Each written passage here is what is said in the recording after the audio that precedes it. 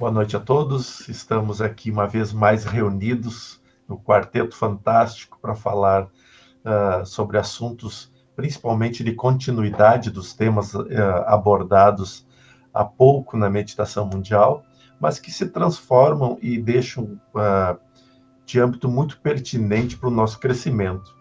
Eu estava conversando aqui com o pessoal sobre a importância de nós fundamentarmos ainda mais o nosso conhecimento,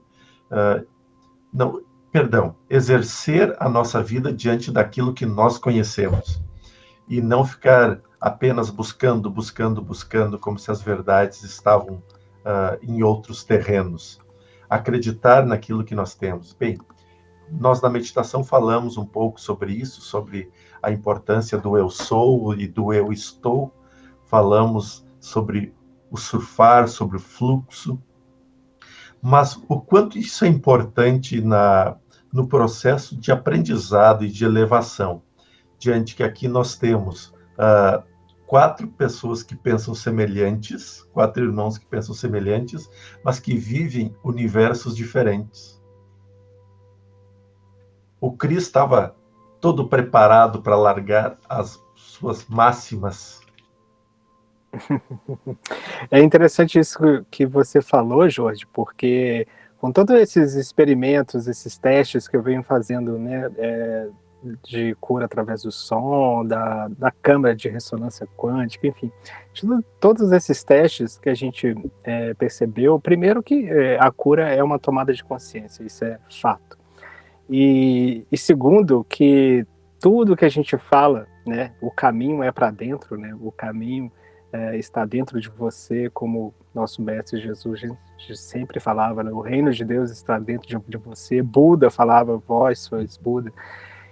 Então, o que a gente viu é um progresso muito grande no sentido de tomada de consciência com todos esses experimentos de uma forma muito rápida. E uma das coisas que eu falei outro dia, fazendo uma analogia dentro de um desses testes, né, que eu espero muito breve ainda já compartilhar com todo mundo o mais rápido possível, mas enfim, a gente está nesse processo. Então, uma das coisas que eu falei foi justamente que você pode, às vezes, ir para o Tibete meditar. Você pode passar 2 meses, 3 meses lá, mas para onde você for, você vai levar o seu universo. O seu universo está dentro de você. Você só vai acessá-lo lá, mas ele não está lá. Ele está dentro de você. Então, não importa onde você for. Você é seu próprio universo. Você tem que se descobrir. E você tem que se propor a surfar essa onda. Porque, como eu falei, o universo, ele é amor. E amor é uma ação. E a ação, ela tem um movimento. Ela tem um fluxo. E se você vai de contra esse fluxo, se você ficar remando contra a maré, a analogia é perfeita. Né? Você vai ficar no mesmo lugar e vai fazer um esforço e vai ficar lutando com aquilo até uma hora que você não vai aguentar mais. Né? É aquela coisa, ou você vai pelo amor ou você vai pela dor. Essa frase realmente demonstra essa mecânica assim, perfeitamente. Então, diga, Pava. Sabe, Cris, eu ia falar sobre isso que tu disse, a gente sempre nos leva para todos os lugares, né, que a gente vai.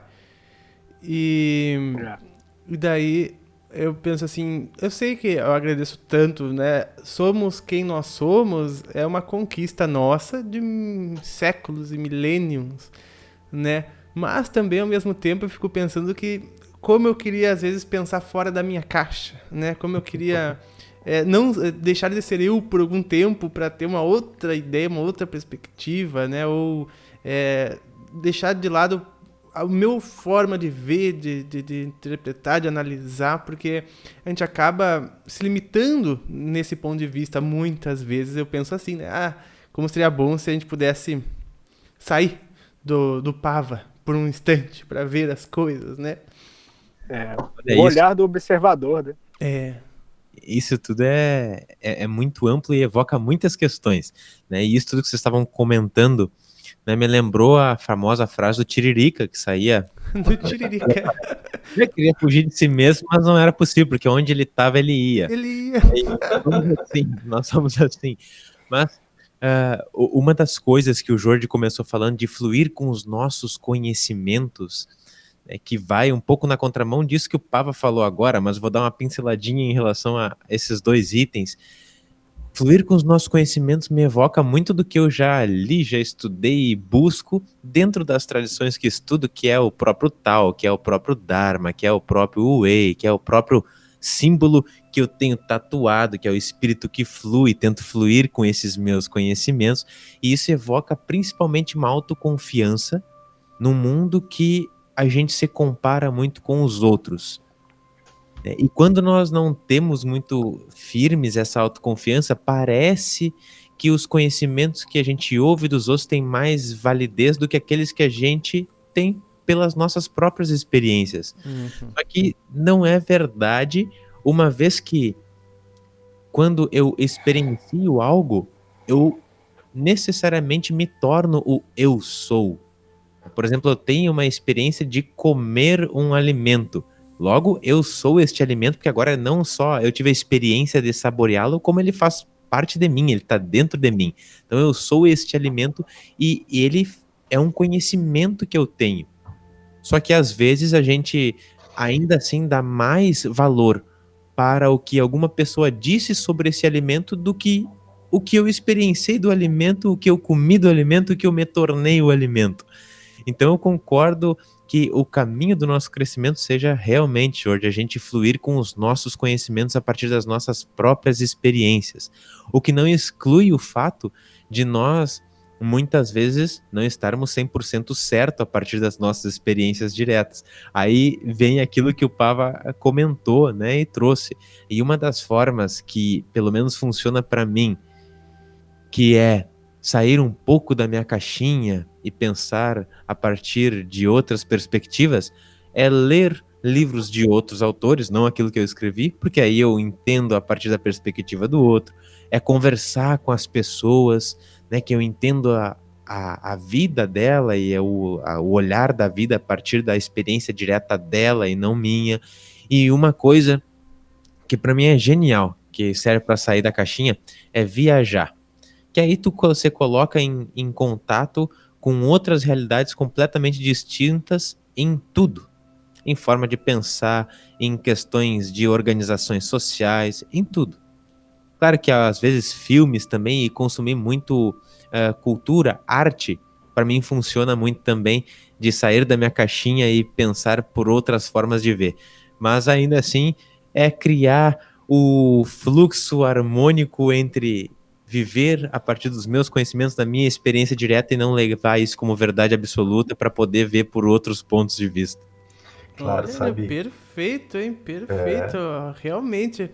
Quer dizer que às vezes a gente fica com aquela sede, parece, de algo novo e diferente, né? Que se a gente fica na mesmice do nosso conhecimento, muitas vezes, a gente se sente que precisa de uma fonte de algo novo para rodar na nossa cabeça, para que a gente, né, consiga continuar uma expansão, acredito assim, né? E é através dessas coisas mesmo que eu também me faço meio para conseguir, né?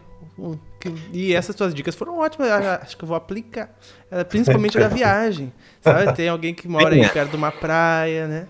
Venha! Acho que a gente vai criar uma extensão, né, de Santa Maria em Floripa. Vamos? Ali, ó. Perfeito. É bem Vamos bom de caravana. Mas dormir. agora que tu voltou de colchonete, deixa eu puxar alguns pontos. Por exemplo, eu hoje fui questionado sobre isso, então a coletividade da sociedade não tem mais solução, então o melhor é nós meditarmos e nos evoluirmos solitários. Só que eu penso da seguinte forma: imagine Jordelei hoje sai e vai para o Tibete para meditar e para alcançar a iluminação. Se o Jordelei encontra problema em tudo que ele tem aqui, que tem conforto, que tem tudo, imagine eu sozinho no Tibete, passando frio e sem conforto.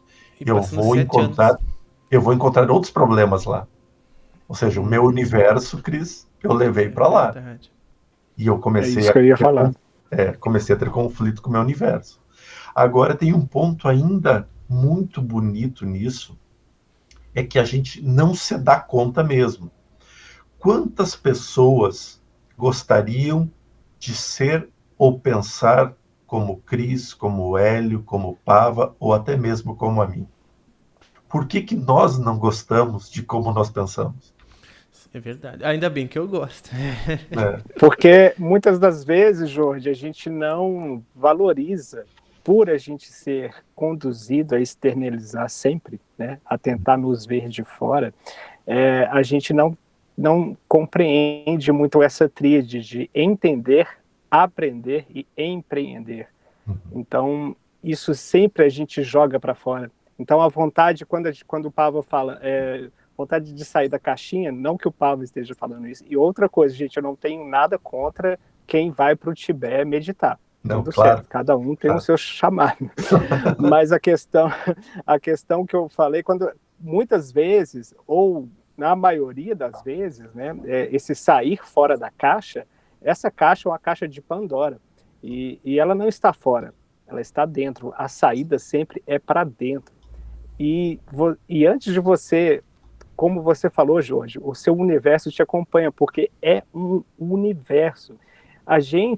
Essa vida é apenas uma galáxiazinha desse universo, a qual a gente não explora, porque a gente não quer explorar muito menos essa galáxia, quanto mais o universo. Então, porque a gente sempre vai tentar nos ver de fora, sempre.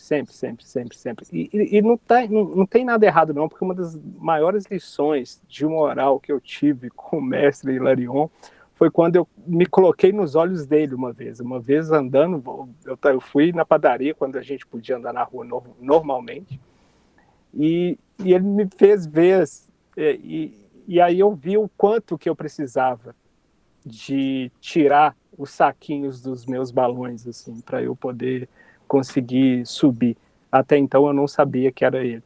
Mas é importante ver holograficamente você se assistir. É importante, sim. Mas é só uma extensão holográfica dessa possibilidade que você tem de acesso dentro de você. Porque realmente, igual eu falei, o Hélio pode falar com muito mais propriedade da caixa de Pandora, porque realmente somos uma caixa de Pandora. E um dia a gente vai ter que abri-la. E essas duas práticas, elas são muito importantes e se complementam, né? Não é uma melhor, outra Sim. pior.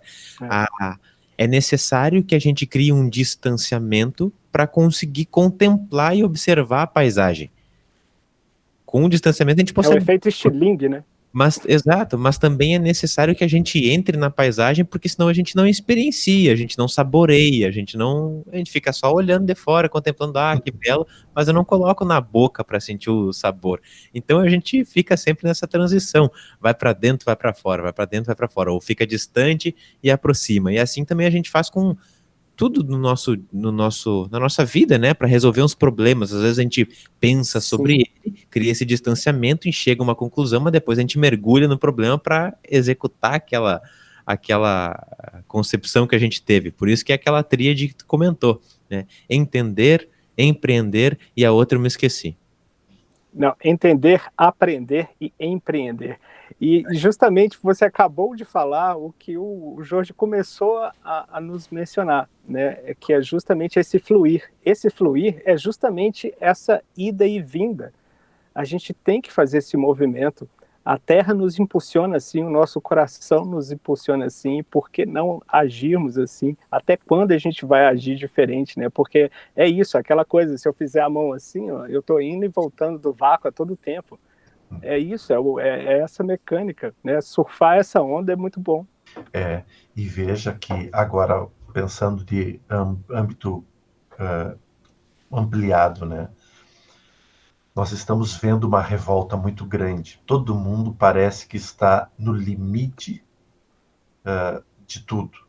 Então, qualquer motivo, qualquer escândalo, qualquer coisa que aparece, rapidamente nós nos posicionamos. E a ideia desse fluir, deixar fluir, é para que nós coloquemos pontos de interrogação neste ponto. porque nós buscamos o evangelho no lar, nós buscamos a meditação, nós buscamos o trabalho, nós buscamos as leituras, nós buscamos a produção, mas na hora de praticá-las, nós fechamos o armário, botamos as armaduras e nós vamos para a guerra. Ou seja, a gente fala belamente, explica belamente, tem a teoria belamente, mas na prática somos guerreiros violentos. E guerreamos com a língua, né? Guerreamos com o julgamento. Sim. Buscar. A língua é o chicote do homem, né? Já dizia isso. E uma coisa antes, Hélio, é importante você falar sobre isso, porque um dos maiores desenvolvimentos morais e mediúnicos que a gente pode ter e nos propor a fazer é ter a consciência do discernimento entre indiferença, né, e vamos dizer assim, como que eu posso falar assim, como é que fala? Eu esqueci a palavra, tá vendo? Se eu esqueci, é para eu não falar. Não, temos o discernimento entre...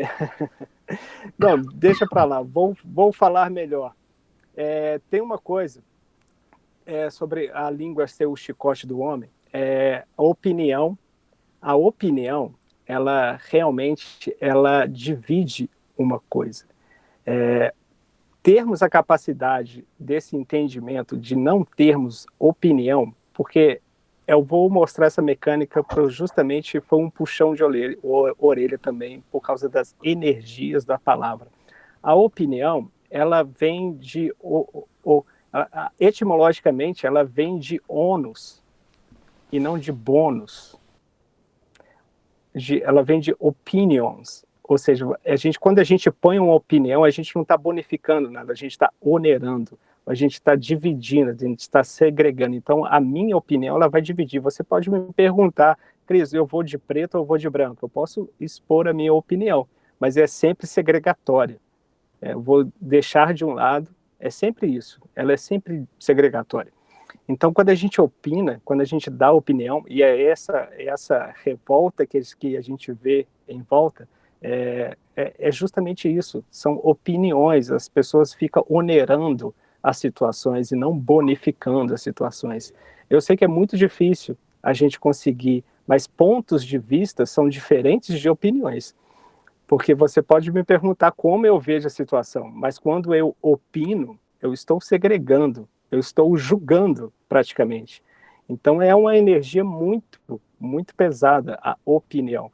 É muito difícil isso, a gente nos propor a reformular isso, mas é uma mecânica muito interessante, porque a gente não está bonificando nada. E outra coisa, né, a opinião, quando a gente não emite opinião, é um sinal de renúncia também, porque a gente não é que a gente está indiferente àquela situação, foi isso que eu queria falar.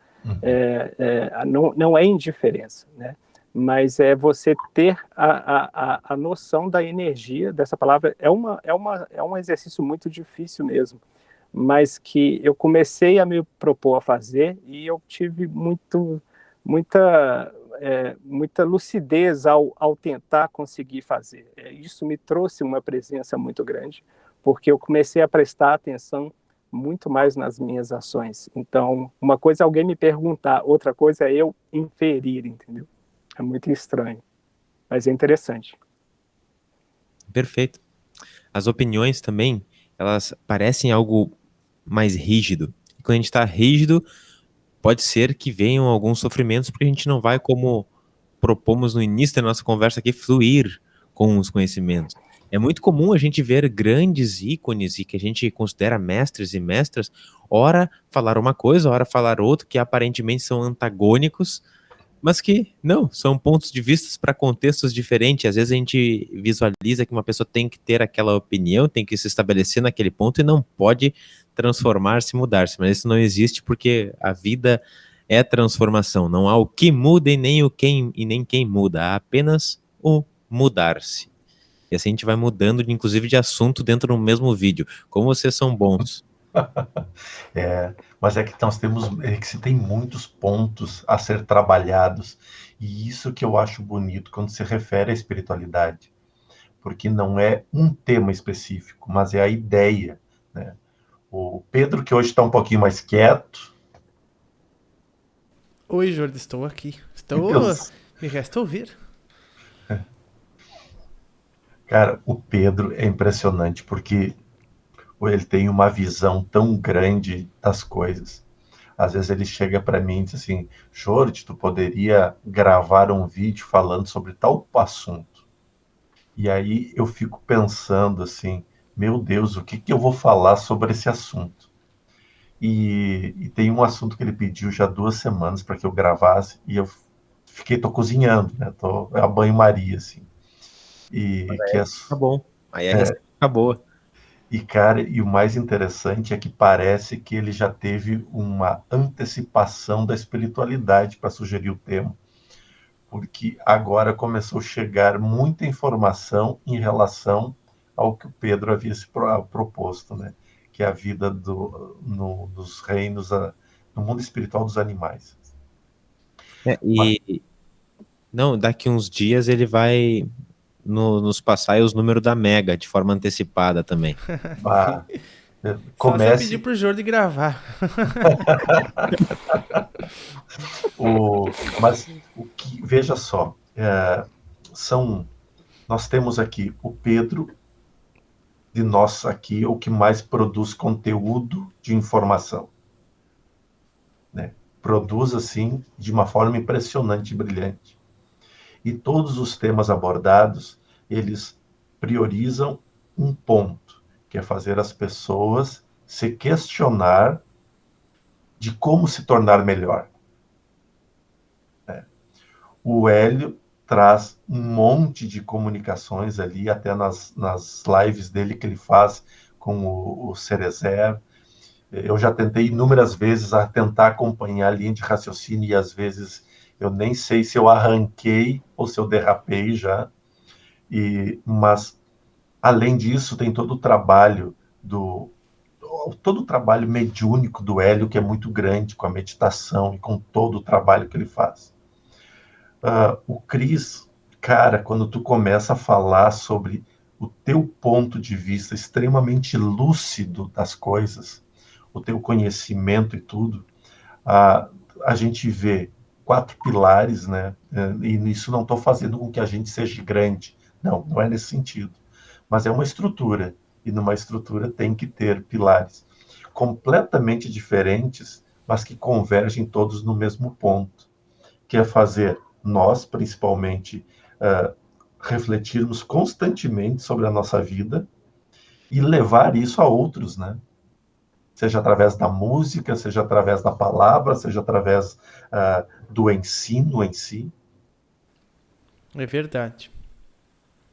É Ah, verdade, gente. eu O fluir. Eu tomei puxões de orelha, que nem o Cris estava falando. Até tava brincando que se as pessoas pararem para me olhar assim, elas vão ver que essa orelha aqui é mais aberta que por causa disso, né? Eu quanto que a gente já tomou um puxão de orelha é da espiritualidade. Mas esses dias, na semana passada, na sexta-feira anterior, eu estava lendo um livro da Tenzin Palmo, que é uma mestra budista, e a partir da literatura ali eu tomei um puxão de orelha da espiritualidade, que foi sobre o porquê que eu fazia o que eu fazia, né? Porque às vezes a gente se coloca numa atividade e corremos o risco de naturalizar essa atividade e seguir fazendo porque se está no meio, então se torna natural. E aí a gente não recorda as motivações que nos levaram aquilo ali, ou a parte mais nobre, né, da nossa atividade. E dentro disso que a gente executa, todos nós aqui, um pouco é também de levar elucidações, levar conhecimentos e talvez mecanismos das pessoas fazerem esse trabalho interior. Mas a gente corre o risco de em algum momento se desviar desse ponto central e fazer por alguma outra coisa que é um pouco mais egoísta do que a motivação inicial. E aí a gente perde de crescer fazendo algo belo, porque a gente segue contribuindo, sim, mas o nosso foco, o nosso olhar está em nós e não está mais na motivação inicial, que é o outro, né? E eu me peguei olhando mais para mim, inclusive dentro das práticas das meditações, num breve momento, o que vai completamente em conflito com a ideia da meditação, que é não a si e sim ao outro. E eu olhei aquele meu entrave e conflito existencial ali, fechei o livro e fui tomar banho, porque só me restava parar e refletir um pouco. Cara, eu levo cada puxão de orelha na espiritualidade que vocês não têm ideia. Quando eu acho que eu entendi, eles são campeões de mostrar que eu não entendi nada. É assim que eu me sinto muitas vezes na meditação mundial, ou quando estou conversando com os mentores através de ti no Portal Paz, né, que a gente fala um assunto e o que vem depois nos dá a ideia de que a gente não sabia de nada do que a gente estava falando. Cara, Mas isso é um exercício que eles fazem justamente para a gente desenvolver emocionalmente também, Sim. porque as duas vertentes da inteligência emocional é a autoobservação e a vulnerabilidade. Se você não se achar vulnerável, você não vai conseguir, né, ter uma auto-observação favorável ao nosso desenvolvimento. E o que mais nos confunde são as nossas emoções. Nós não sabemos lidar com as nossas emoções porque não fomos treinados. E justamente a espiritualidade, o que eu sempre falo lá no canal e aqui também, é termos habilidade com o nosso espírito. Pô, eu sei as habilidades que eu consigo fazer com o meu corpo, principalmente se eu treinar, né, se eu posso começar a praticar um esporte amanhã e ter uma evolução nele. Eu sei que eu não sou bom de bola. Enfim, eu sei as capacidades, as habilidades que o meu corpo pode me proporcionar, mas eu não sei a do meu espírito. E aí? A partir do momento que a gente sabe que somos um espírito dentro de um corpo e não um corpo com espírito, a gente tem que nos propor, peraí, qual é a minha habilidade espiritual, né? E a mediunidade justamente é uma oportunidade de primeiro colocarmos a servir, né? Que é isso que o Hélio falou, assim, a gente tem que ter um propósito maior. Eu acho que o propósito de servir, né, de sermos instrumento de amor, mensageiros da paz, é justamente mais do que tudo servir, porque a partir do momento que você serve, você aprende. E é o maior aprendizado do mundo, é servir. Estamos aqui para aprender, né? Então, a partir do momento, quando você se propõe a servir, você precisa de outro. Isso, e aquele efeito holográfico, porque às vezes você consegue se enxergar melhor através do outro, né? Somos espelhos nossos, porque somos uma coisa só. Então, a partir do momento que você serve a outra pessoa, e aí você sabe se serviu bem ou se fez um servicinho mequetrefe. Né? Eu vou aproveitar essa tua fala toda, Cris, que corrobora com uma questão. Tu sabe as tuas habilidades corporais, e para quem não sabe, o Cris, ele é excelente, ele é habilidoso em, como todo mineiro, acredito, né, fazer pão de queijo, fazer café. E se tu gosta de servir os outros, eu aceito o serviço do seu pão de queijo, do seu café, que vai ser um serviço nada mequetrefe, vai me com o maior prazer do mundo, com o maior prazer. Próxima vez que nos encontra, pode ter certeza que irei fazer café e pão. Eu acho que o Hélio tá no meio do caminho, né? Florianópolis, entre Rio Grande do Sul e Belo Horizonte. Então acho que a gente pode um pouco mais se reunir lá. Se reunir lá. Pessoal, a conversa com vocês todos sempre é boa demais, mas a gente tem, infelizmente, um time. E obrigado pelas colaborações imensas que vocês nos trazem. Obrigado por ajudarem e colaborarem com o Portal Paz, assim como todos vocês estão fazendo. Eu não tenho palavras para agradecer, mas eu posso agradecer imensamente a amizade e o carinho que eu tenho por vocês. Então, obrigado mesmo. que fique para as pessoas que escutarem aqui a nossa forma descontraída e brincalhona de dizer: vamos nos amar mais, vamos nos respeitar mais, vamos usar o nosso conhecimento a nosso favor e vamos ser felizes. Acho que é isso o resumo, né, pessoal? Ah, com certeza. E se for falar em agradecimentos, precisaríamos de mais 30 minutos aqui. Faço das minhas as suas palavras. Estamos quites. Estamos quites. Boa. Sensacional. Muito obrigado. Até a próxima. Boa, Tchau, Hélio. pessoal. Obrigado. Tchau. Obrigado, Obrigado, pessoal. de Fiquem coração. com Deus.